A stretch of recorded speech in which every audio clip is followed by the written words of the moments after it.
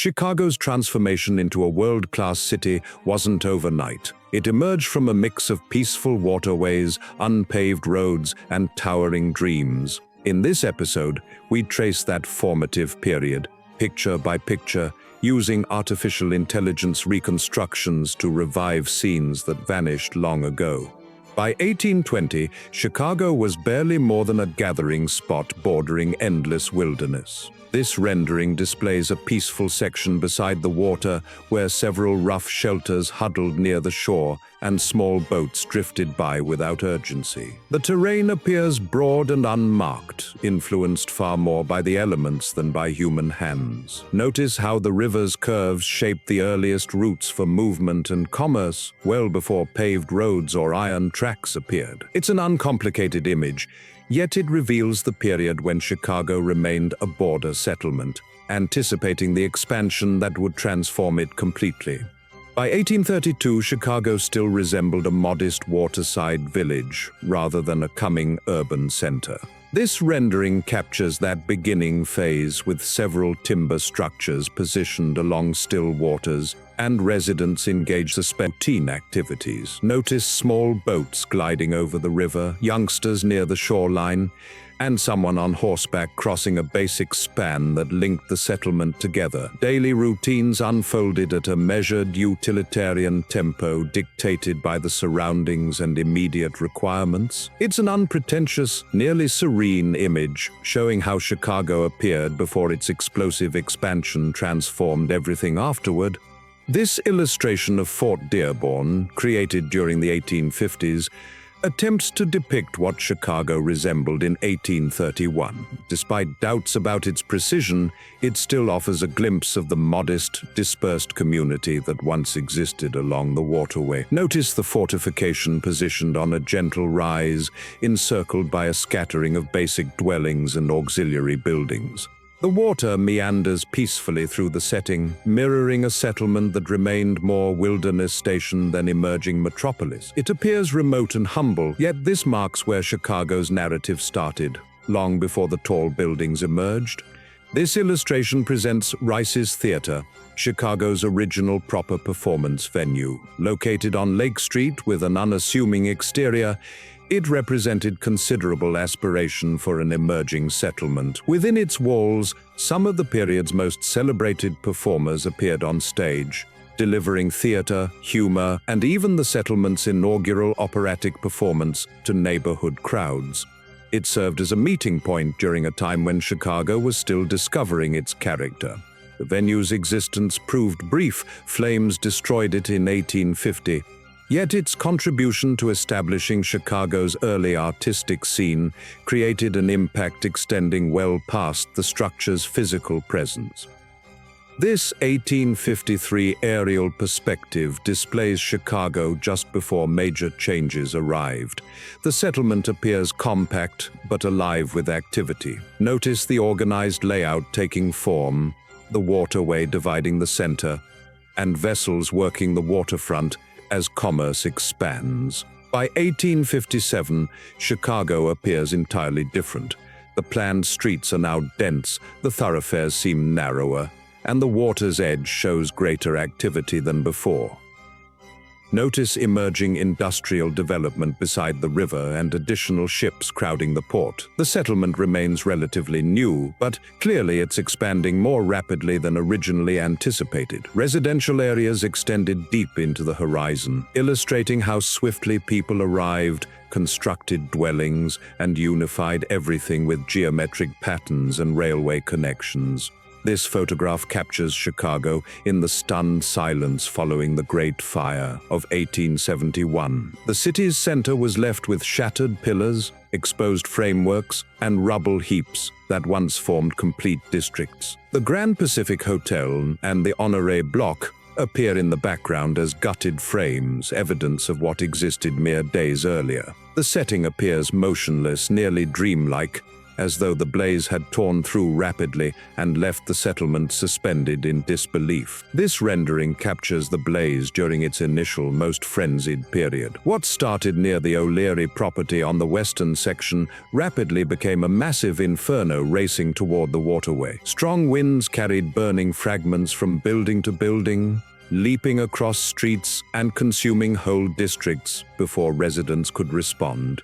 From the water's perspective, the settlement appears to be vanishing into haze. Groups assemble along the dock, observing powerlessly as flames approach the Chicago River's edge, a boundary once considered reliable. In this instant, you sense a city's panic. This illustration presents Chicago's original Union Depot at Adams Canal and Madison Streets during the period when the settlement was expanding rapidly and railroad transportation defined daily existence.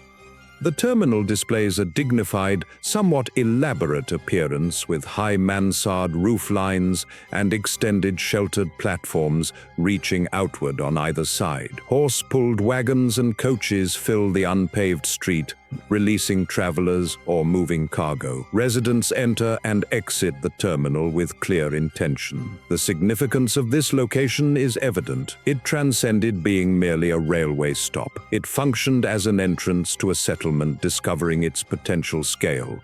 This perspective of Michigan Avenue presents Chicago precisely as it entered its contemporary era. The Auditorium and Congress hotels stand in an extended row of masonry and iron, their exteriors elaborate yet assured, appearing aware they're defining the cityscape. Michigan Avenue appears organized and spacious, with pedestrians along the walkways and carriages passing beneath shop canopies. There's an impression of measured advancement in the setting. Chicago had reconstructed, recovered, and mastered vertical development. These structures weren't merely lodging facilities, they represented symbols of a settlement recognizing its own drive.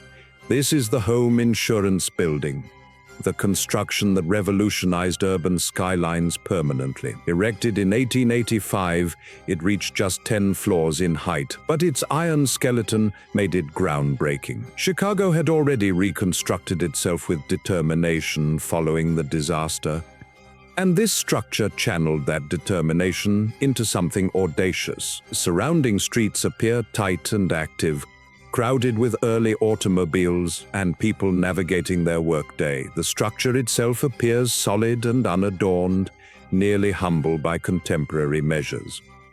But this marked when modern construction principles emerged. Chicago didn't simply build higher. It demonstrated to other cities worldwide how to construct. This 1855 daguerreotype stands among Chicago's oldest surviving photographs, capturing the Cook County Courthouse and City Hall when the settlement was still developing. The structure appears substantial and weighty, with straightforward design and a prominent cupola extending above the roofline. The image itself appears faint and fragile, as though it narrowly endured through time. Notice people assembled near the entrance, held motionless by the extended exposure, lending the setting a hushed, nearly spectral quality. It represents a unique instant where Chicago's early governmental existence stands frozen, well before the tall towers and urban commotion appeared. This photograph captures Blue Island Avenue in 1912, facing southwest from 18th Street. The thoroughfare appears crowded and energetic, with streetcars traveling along the middle and residents moving between shops lining either side.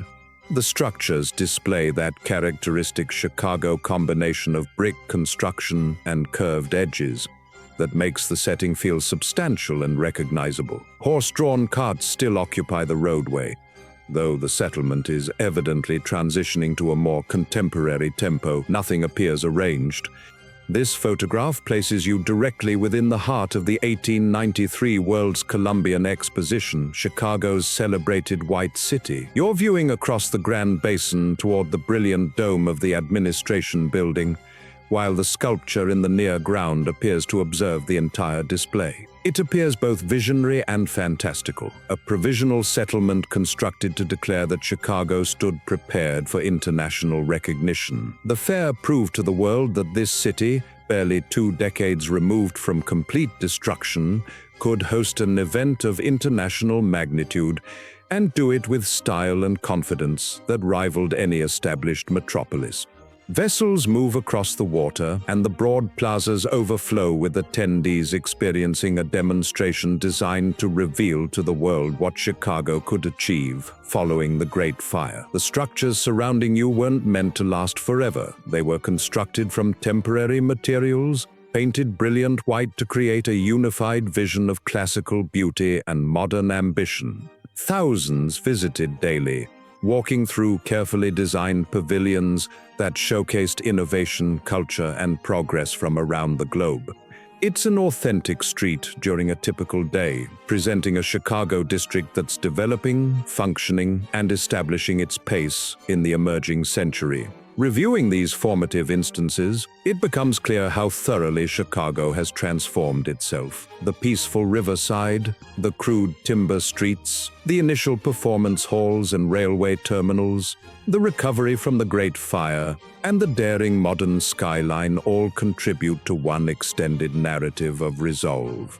Each image shows a city refusing to remain static, constantly rebuilding, reimagining, and reaching toward something larger than what came before. From frontier outpost to global center, Chicago's story reminds us that great cities aren't born, they're built through determination, resilience, and the willingness to rise again no matter what challenges appear. If you enjoyed this journey through Chicago's early history, please consider subscribing to see more stories like this. Leave a comment below and let me know which period of Chicago's development surprised you most. Thanks for watching.